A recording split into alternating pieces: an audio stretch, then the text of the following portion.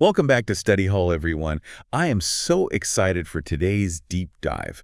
We're going to be looking at the history of oral hygiene, Yeah. which might sound a little mundane, maybe. It does sound kind of boring. Yeah, like, brushing your teeth, like, who cares? Right. But trust me on this one. It's actually a lot more interesting than you might think. It really is. And it goes way further back than you might expect, too. That's right. Like way back. Okay, so before we jump in, I think it would help if we kind of set the stage a little bit. So what are we talking about when we say history of oral hygiene? I mean, are we talking about like ancient toothbrushes and stuff? We are talking about ancient toothbrushes, yeah, but it's more than just tools. Right, yeah. It's also about the evolution of ideas about oral health and how those ideas have been shaped by different cultures. Okay, so it's like a cultural history of clean teeth. Exactly. And what's fascinating is how those ideas about oral health have actually impacted people's lives. That's a really good point. Okay, so where do we even begin with something like this? Like, how far back are we talking? Well, we can go all the way back to ancient civilizations like ancient Egypt, for example. I mean, imagine a world without toothbrushes. I know, right? Okay, so not so fresh breath. Not that's so fresh, no. But, I mean, they weren't just like living with it, were they? They must have had some way of cleaning their teeth. Oh, yeah, they definitely did. The ancient Egyptians were really resourceful, They used to fray twigs from aromatic trees to make like these little toothbrushes. Oh, interesting. Okay, so they were kind of like those chew sticks you see sometimes. Yeah, exactly like those. And they even had toothpaste. Really? What kind of toothpaste did they have back then? They would make a paste using things like crushed eggshells, pumice, and myrrh. And they used it to clean and polish their teeth. Crushed eggshells. Wow, that's amazing. It is, right. They really were thinking outside the box, I guess you could say. They were, and it just goes to show how important oral hygiene was to them, even back then. Okay, so we've got the Egyptians with their twigs and crushed eggshells. What about other ancient civilizations? Well, the Babylonians and the Greeks were also using chew sticks. And there's actually evidence that the ancient Greek physician Hippocrates wrote about dental care. Hippocrates, like the Hippocratic Oath guy. That's the one. Wow, so they were really thinking about this stuff way back then. Oh, yeah. Hippocrates recommended using things like vinegar, alum, and honey for dental care. Interesting. So those chew sticks, did they actually work? They did. Chewing on the twig would help to remove food particles and stimulate saliva flow. Okay, so it kind of makes sense. Right. And some of the substances they used actually had antibacterial properties. That's pretty amazing considering they didn't really have like, microscopes and stuff back then. Yeah. It's really fascinating, right, how they figured that out. So we've got twigs, chew sticks. Yeah. When did the toothbrush, as we know it, like with bristles, when did that come about? Well, the first bristle toothbrush that we know of was actually invented in China around the 7th century. Wow, China. Yep. They used hog hair for the bristles and bamboo or bone for the handle. Hog hair. Okay, that's a little different from what we're used to. Definitely. But it was a big step forward. And eventually, this design spread to Europe. So from chew sticks to hog hair bristles. That's quite the evolution. It is, right. And there's still more to the story. Okay, I'm intrigued. What happened next? Well, the toothbrush we use today actually owes a lot to a certain English entrepreneur. And get this, he came up with the idea while he was in prison. Wait, what? In prison. Okay, now I really want to hear this. I know, right? So there's this guy named William Addis. He was in prison in the late 1700s. Okay. And he was really bothered by the lack of a decent toothbrush. So he took a bone from his dinner and some boar bristles from a guard, and he used those to make a toothbrush handle with little holes for the bristles. Wow, he was really dedicated to good oral hygiene. He was. And when he got out of prison, he actually started a business making these toothbrushes. That's amazing. So he turned his prison invention into a successful business. Exactly. And his design, the bone handle with boar bristles, became the standard for a really long time. Wow. So that's where our modern toothbrush came from. Kinda, yeah. It went through some more changes, but his invention was definitely a big turning point. I can't believe it all started in a prison cell. Yeah. So what happened after that? Well, the next big innovation came in the 1930s, and it was all thanks to nylon. Nylon, like the material. Yep. DuPont, the company that's famous for its chemical innovations, they introduced nylon bristles for toothbrushes. Okay, I can see how that would be an improvement. It was a game changer. Nylon bristles were more durable, more hygienic, and way gentler on the gums. So that's why we don't see bone and boar bristle brushes anymore. Pretty much, yeah. Nylon revolutionized the toothbrush. This is all so fascinating. But we can't forget about toothpaste. What were people using before we had those minty fresh tubes? That's a great question. And the history of toothpaste is just as wild as the history of the toothbrush. Believe it or not, the ancient Romans even had their own versions of toothpaste. The Romans. Yeah, I'm a little scared to ask what they put in it. Well, let's just say some of their ingredients were a little less than appealing. Like what?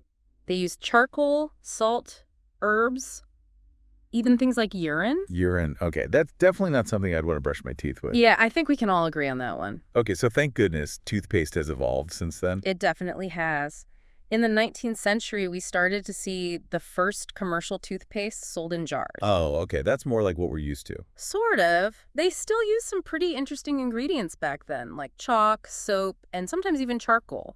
So not exactly minty fresh. Nope, not quite. I bet those early toothpastes were a bit rough on the teeth. They could be, yeah. But they were definitely a step up from ancient remedies, and they paved the way for the biggest revolution in toothpaste. Fluoride. Ah, fluoride. The Yeah. superhero of healthy teeth. Exactly. But before we dive into that, I think it would be fun to take a little detour and explore some of the cultural traditions around oral hygiene. Ooh, that sounds interesting. Like Let's that. go. Well, for example, in the Islamic tradition, there's something called miswak, which is basically a natural chewing stick. Okay, I've heard of miswak. What's so special about it? It's made from the Salvador persica tree, and in Islam, it has a lot of religious significance. So it's not just about cleaning your teeth, it's a spiritual practice too. Exactly. But what's really cool is that miswak actually has scientifically proven benefits. It has natural antibacterial compounds, fluoride, and silica. So it's like nature's toothbrush and toothpaste all in one. Pretty much. Yeah. And people have been using it for centuries, long before modern toothbrushes and toothpaste came along. That's amazing. It makes you wonder what other natural remedies for oral health might be out there. You're right. There are so many traditions around the world that have stood the test of time. Like what? Well, for instance, in Ayurveda, the ancient Indian system of medicine, they use neem sticks for cleaning teeth. Neem sticks. I've heard of neem oil, but I didn't know it was good for your teeth. Yeah, the neem tree is amazing. It has all these antibacterial and antifungal properties, and people in India have been using it for centuries to combat gum disease and bad breath. It's kind of like a natural toothbrush and mouthwash. Exactly. You chew on one end to soften it up, and then you use it to scrub your teeth. Wow, that's pretty ingenious. And they also use all sorts of herbal pastes and powders for dental care. Things like clove, tulsi, licorice root, Yeah. even charcoal. Charcoal seems to be a recurring theme here. Why is that? You know, even without modern science, people figured out that charcoal could absorb impurities. So it was a natural choice for cleaning and whitening teeth. And now, activated charcoal is making a comeback in all sorts of modern oral care products. It's amazing how these ancient remedies are finding their way back into modern practices. It is. It's like a blend of tradition and innovation. Okay, so we've talked about chew sticks, twigs, neem sticks, hog hair bristles. Let's get back to the story of toothpaste. We left off with those early commercial versions in jars. What happened next? Well, the real turning point for toothpaste came in the 20th century with the discovery of fluoride. Fluoride, every kid's favorite word, right? Well, maybe not their favorite word, but it's definitely been a game changer for oral health. For sure. I mean, we've all grown up hearing about the importance of fluoride. But how did that discovery actually change toothpaste? It completely revolutionized it. Scientists discovered that fluoride could actually strengthen tooth enamel and help protect against decay. And this led to the development of the first fluoride toothpaste, Which was? Crest. They introduced it in the 1950s. Wow, Crest was the pioneer of fluoride toothpaste. It's hard to imagine toothpaste without fluoride now. I know, right? It's become such a standard part of our routine. So it sounds like the discovery of fluoride was a really big deal. Oh yeah, it was huge. But it wasn't just about the science. Marketing also played a big role in making toothpaste an essential part of our daily lives. Really?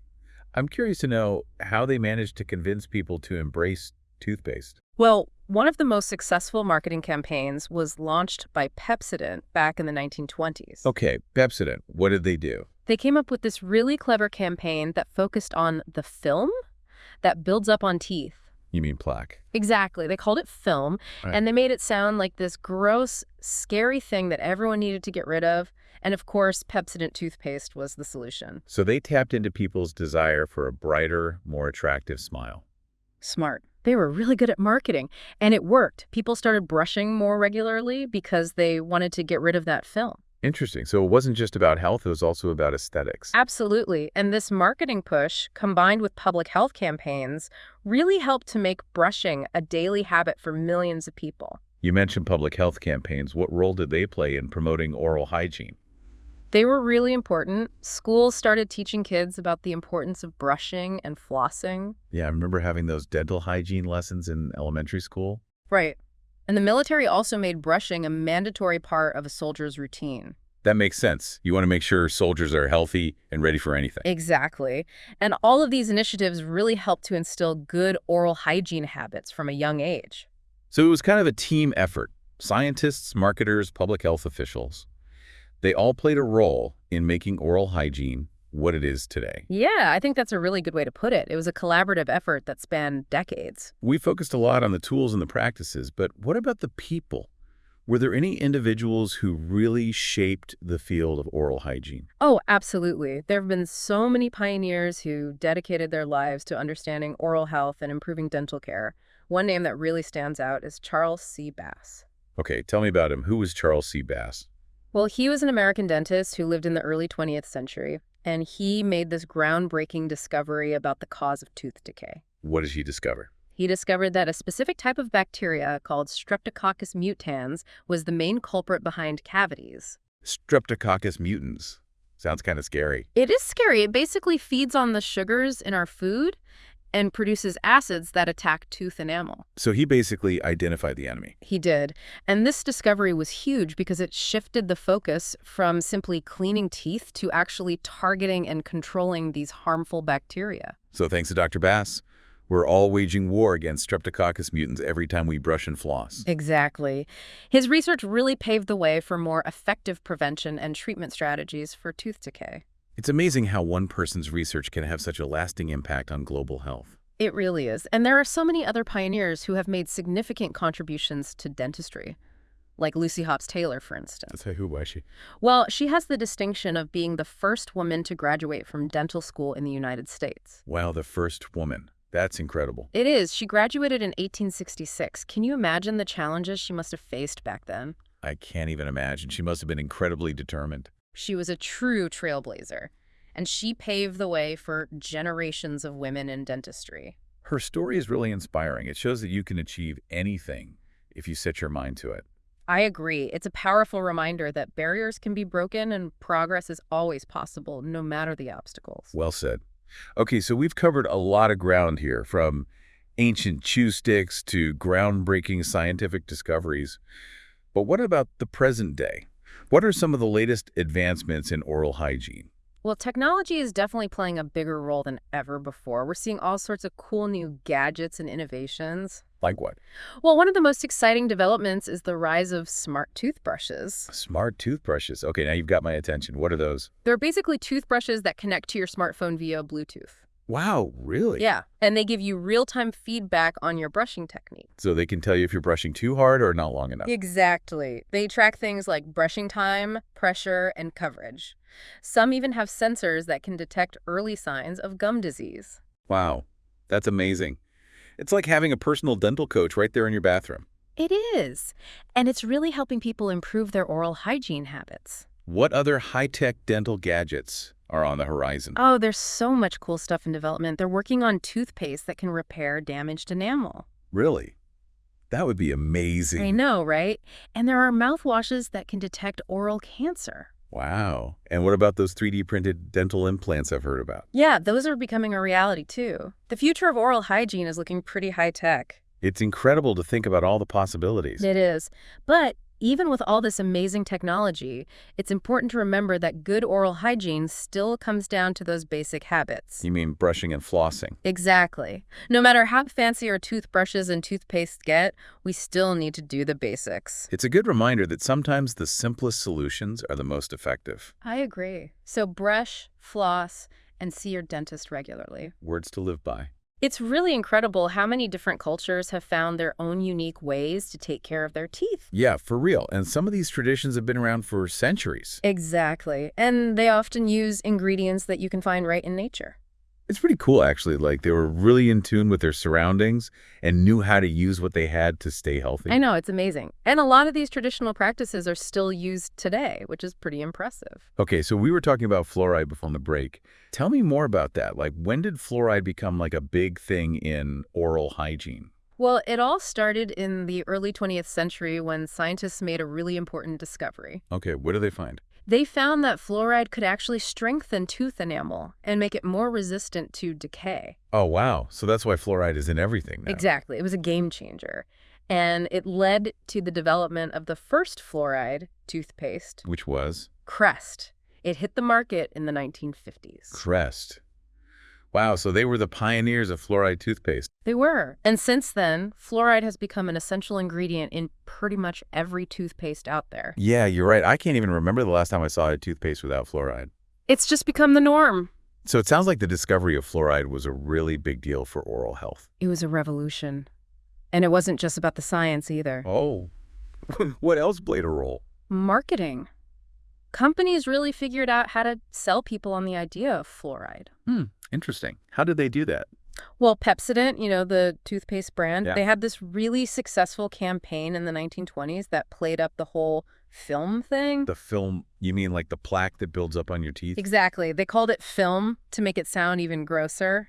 Okay, so they were using a bit of scare tactics. Yeah, kinda. But it worked. People started brushing more regularly because they were worried about getting that nasty film off their teeth. They were tapping into people's desire for a brighter, healthier smile. Absolutely. And it was around this time that public health campaigns also started promoting the importance of oral hygiene. Right, I remember having those dental hygiene presentations in school. Yeah, me too. And those were really effective in spreading the message about good oral health habits. So it seems like a combination of scientific advancements, clever marketing, and public awareness campaigns all played a role in shaping our modern approach to oral hygiene. That's a great way to put it. It's definitely a collaborative effort. Okay, so we've talked a lot about the tools and the practices, but what about the people behind all of this?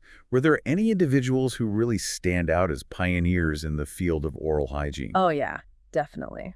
One name that comes to mind is Charles C. Bass. Charles C. Bass. Tell me about him. Well, he was an American dentist who lived in the early 20th century, and he made a groundbreaking discovery about the cause of tooth decay. Okay, I have all ears. He found out that a specific type of bacteria called Streptococcus mutans was the main culprit behind those pesky cavities. Streptococcus mutans. That sounds a bit intimidating. It is, right. And it's basically this little bug that feasts on sugars in our food and then churns out acids that attack tooth enamel. So he was the one who identified the enemy, so to speak. Exactly. And this was a huge deal because it completely changed how we thought about preventing and treating tooth decay. So thanks to Dr. Bass, we all know that we need to brush and floss to fight off those nasty Streptococcus mutants. That's right.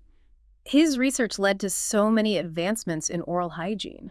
It's incredible to think how one person's discovery can have such a lasting impact on global health. Absolutely. And speaking of pioneers in dentistry, we can't forget about Lucy Hobbs Taylor. Okay, who's that? I don't think I've heard of her. Well, Lucy Hobbs Taylor made history by becoming the first woman to graduate from dental school in the United States. Wait, really? The first woman? That's amazing. I know, right? And this was back in 1866. Imagine the hurdles she must have faced. I could only imagine. That's a pretty incredible achievement. It really is. She was a trailblazer, and her story is super inspiring. It definitely is. It shows that perseverance and determination can really pay off. Absolutely. Okay, so we've gone from ancient shoe sticks to fluoride and inspiring pioneers. But what about the present day? What's happening in the world of oral hygiene right now? Yeah, where do we go from here? What are the latest and greatest advancements? Well, technology is taking center stage. We're seeing all sorts of cool new gadgets and innovations. Like what? Well, for starters, there are these things called smart toothbrushes. Smart toothbrushes. Okay, I'm intrigued. What makes them so smart? They actually connect to your smartphone via Bluetooth. Wow, really? Yep. And they can give you real-time feedback on your brushing technique. They track things like brushing time, pressure, and even coverage. So it's like having a personal dental coach right there in your bathroom. Exactly. And some of these smart toothbrushes even have sensors that can detect early signs of gum disease. Wow, that's impressive. What else is on the horizon? Are there any other futuristic dental gadgets in development? Oh, there are so many cool things in the works. Researchers are developing toothpaste that can actually repair damaged enamel. Wait, what? Repair damaged enamel. That sounds almost too good to be true. I know, right? Yeah. It's pretty amazing. And there are also mouthwashes that can detect oral cancer, which could be a game changer for early diagnosis. Wow, those are some seriously impressive advancements. And of course, we can't forget about 3D printed dental implants. They're becoming more and more common these days. 3D printed dental implants. That sounds like something straight out of a science fiction movie. I know. It's pretty wild to think about how far we've come. So it sounds like the future of oral hygiene is pretty high tech. It definitely is. But even with all these amazing advancements, it's important to remember that the basics are still crucial. Right. You can have all the fancy gadgets in the world, but if you're not brushing and flossing regularly, it's not going to do much good. Exactly. Those fundamental habits will always be the foundation of good oral health. It's a good reminder that sometimes the simplest solutions are the most effective. Couldn't agree more. So no matter how advanced technology gets, never underestimate the power of a good old-fashioned toothbrush and floss. I think that's a great place to take a break. It really is amazing to think about how far we've come in terms of oral hygiene. Yeah. From ancient chew sticks to high-tech smart toothbrushes. It's quite a journey. Yeah, it really makes you appreciate how much effort humans have put into keeping their teeth clean throughout history. It's true. And it's not just about having a pearly white smile either. Right. There's a lot more to it than just aesthetics. Exactly. We're learning more and more about the connection between oral health and overall well-being. Okay, so tell me more about that. What's the connection? Well, for instance, did you know that there's a link between a gum disease and heart disease? Really? Had no idea. Yeah, it's pretty crazy, right? I know. And it's not just heart disease. Gum disease has also been linked to stroke, diabetes, even premature birth. Wow, that's pretty serious stuff. So taking care of our teeth and gums is really about taking care of our whole body. Exactly. It's all connected. And, beyond the physical health benefits, there's also this social and emotional aspect of having a healthy smile. Right. I've definitely heard that a smile can make a big difference in how people perceive you. It's true. When you feel confident about your smile, you tend to smile more. And smiling can actually make you feel happier and more relaxed. So it's a positive feedback loop. A healthy smile leads to more smiles, which leads to more happiness. Exactly. But, it's important to acknowledge that not everyone has equal access to dental care. That's a really good point. There are still many people around the world who struggle to get even basic dental services. Yeah, and that's something we need to work on. Everyone deserves to have a healthy smile. I agree. It's a basic human right. Absolutely. Okay, so we've talked about the past, the present. What about the future? Where do you think oral hygiene is headed? That's a great question. What's your prediction? Well, I think we're going to see a lot more personalization in oral care. Like, imagine having a toothbrush that's specifically designed for your unique needs. Okay, so like a custom-made toothbrush. Yeah, exactly. Or even a toothpaste that's formulated based on your DNA. Wow, that's pretty futuristic. It is. But I think that kind of technology is within reach. And I also think we'll see a bigger emphasis on prevention. What do you mean? Like, instead of just treating problems after they arise, we'll be focusing more on preventing them in the first place. Okay, that makes sense. Yeah. So maybe we'll have like tiny little sensors in our mouths that can detect problems before they even start. Exactly. Or maybe we'll have toothpaste that can actually rebuild enamel and prevent cavities from forming in the first place. That would be amazing. I'm all for anything that can help me avoid a trip to the dentist. Oh, me too. But even with all these exciting possibilities on the horizon, I think it's important to remember that good oral hygiene really boils down to those fundamental habits. You mean like brushing and flossing? Yep. Those will always be the cornerstones of a healthy smile, no matter how advanced technology gets. It's a good reminder that sometimes the simplest things are the most important. I agree. So brush, floss, and see your dentist regularly. Those are the keys to a lifetime of healthy smile. Words to live by. Well, folks, that brings us to the end of our deep dive into the history of oral hygiene. It's been quite a journey. It really has, and I hope our listeners have learned a thing or two about the fascinating evolution of oral health. I know I have. And I think it's safe to say that we've all come a long way from those ancient chew sticks. That's for sure. But one thing that hasn't changed is the importance of taking care of our teeth and gums. Absolutely. So remember, folks, a healthy smile is a reflection of a healthy body and a happy life. Well said. And on that note, I think it's time to wrap things up. Thanks for joining us on this deep dive into the world of oral hygiene. We'll see you next time in the study hall.